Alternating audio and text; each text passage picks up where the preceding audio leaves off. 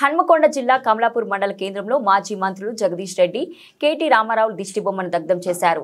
Congress party నాయకులు మొన్న జరిగిన అసెంబ్లీ సమావేశంలో స్పీకర్ గడ్డం ప్రసాద్ కుమార్ పై మాజీ మంత్రి జగదీశ్వర్ రెడ్డి ఏకవచనంతో సంబోధిస్తూ అసభ్యకర పదజాలంతో మాట్లాడాల్సి నిరసిస్తూ జగదీష్ రెడ్డి అసెంబ్లీ నుంచి సస్పెండ్ చేశారు. ఈ సందర్భంగా మాట్లాడుతూ శాసనాధిపతి దళిత సామాజిక వర్గానికి చెందిన వాడని, అతన్ని అధ్యక్షత అని పిలవక కేసీఆర్ కు ఇష్టం లేక శాసనసభకు రావడం లేదని విమర్శించారు. కేసీఆర్ పాలనలో దళితులకు సుమచిత స్థానం, సరైన గౌరవం ఎప్పుడూ దక్కలేదని గుర్తు చేశారు. ఏకవచనంతో మాట్లాడి చాలా బాధ పెట్టిండ్రు. తాటికొండ రాజయ్యను కూడా ఉప ముఖ్యమంత్రి పదవి నుండి బర్తరఫ్ చేయడం జరిగింది. ఆ దొరగారు 60 డేస్ తర్వాత శాసనసభకు వచ్చి అధ్యక్ష అని దళితులను పిలవడం ఇష్టం లేక వారి శాసనసభ్యులకు దళితుల్ని కించపరచమని చెప్పడం జరిగింది.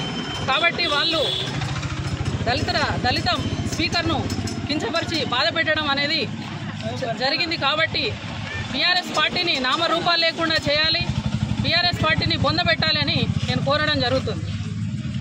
మా రాష్ట్ర అధ్యక్షులు మహేష్ గౌడ్ గారి ఆదేశాల మేరకు మరియు మా యొక్క నియోజకవర్గ ఇన్ఛార్జ్ ప్రణవ్ బాబు గారి ఆదేశాల మేరకు ఇవాళ కమలాపూర్ మండల కేంద్రంలో కాంగ్రెస్ పార్టీ ఆధ్వర్యంలో వాళ్ళ మాజీ మంత్రి అయిన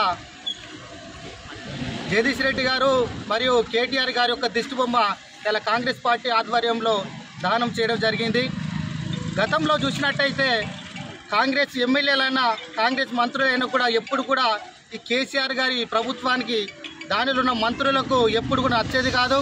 మరి గతంలో చూసినట్టయితే తెలంగాణ అమలు కోసము, ఆమోదం కోసము కష్టపడ్డ మీరా కుమార్ గారు నేరేలలో జరిగిన దళితులపైన దాడికి జరిగినప్పుడు వాళ్ళను పరామర్శించడానికి వచ్చినప్పుడు కేటీఆర్ గారు కనీసము అపాయింట్మెంట్ ఇవ్వని నీచుడు.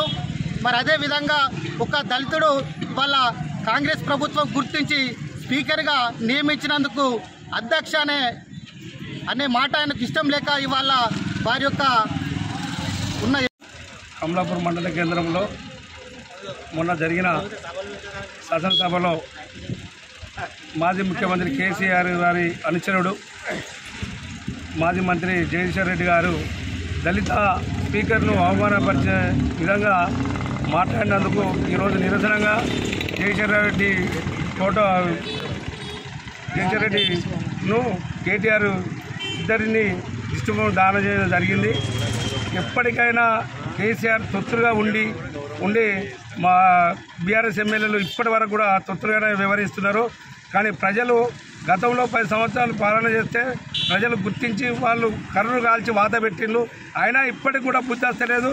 ఇది కేసీఆర్ గారు దళిత ముఖ్యమంత్రి ముఖ్యమంత్రి ఇవ్వలేదు.